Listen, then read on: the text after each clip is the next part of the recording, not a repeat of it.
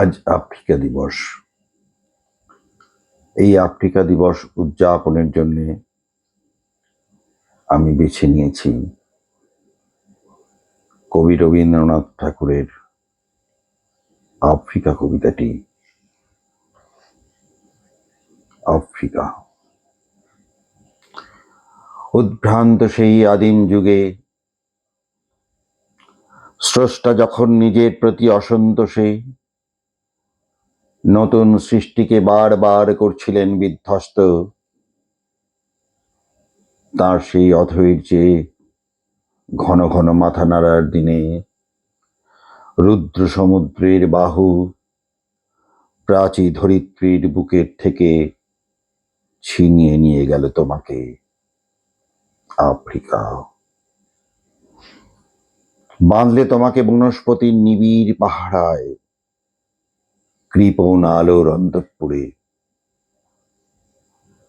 সেখানে নিভৃত অবকাশে তুমি সংগ্রহ করছিলে দুর্গমের রহস্য, চিনছিলে জল স্থল আকাশের দুর্বোধ সংকেত।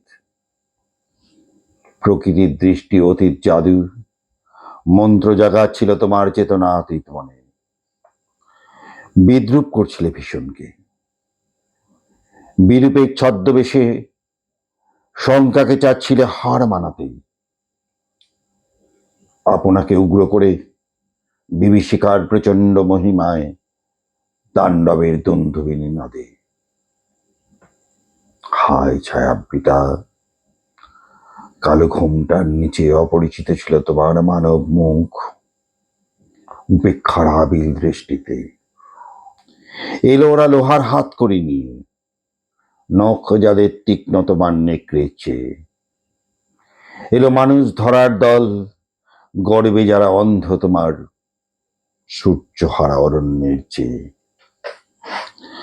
সভ্যের বর্বর লোভ নগ্ন করল আপন নির্লজ্জ অমানুষতা। তোমার ভাষাহীন ক্রন্দনে বাষ্পাকুল অরণ্য পথে পঙ্কিল হলো ধুলি তোমার রক্তে অশ্রুতে মিশে। দস্যু পায়ের কাঁটা মারা জিতোর তলায় বিভৎস কাদার পিণ্ড চিরচিহ্ন দিয়ে গেল তোমার অপমানিত ইতিহাসে। সমুদ্র পাড়ে সেই মুহূর্তেই তাদের পাড়ায় পাড়ায় মন্দিরে বাজছিল পূজার ঘণ্টা। সকালে সন্ধ্যায় দয়াময় দেবতার নামে শিশুরা খেলছিল মায়ের কোলে। কবির সঙ্গীতে বেজে উঠছিল সুন্দরের আরাধনা।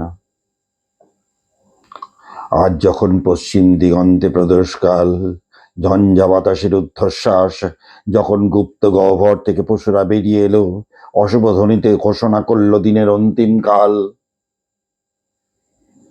এসো যুগান্তের কবি, আসন্ন সন্ধ্যার শেষ রশ্মিপাতে দাঁড়াও হই মানহারা মানবীর দ্বারে। বলো ক্ষমা করো, হিংস্র প্রলাপের মধ্যে সেই হোক তোমার সভ্যতার শেষ পুণ্যবাণী। নমস্কার।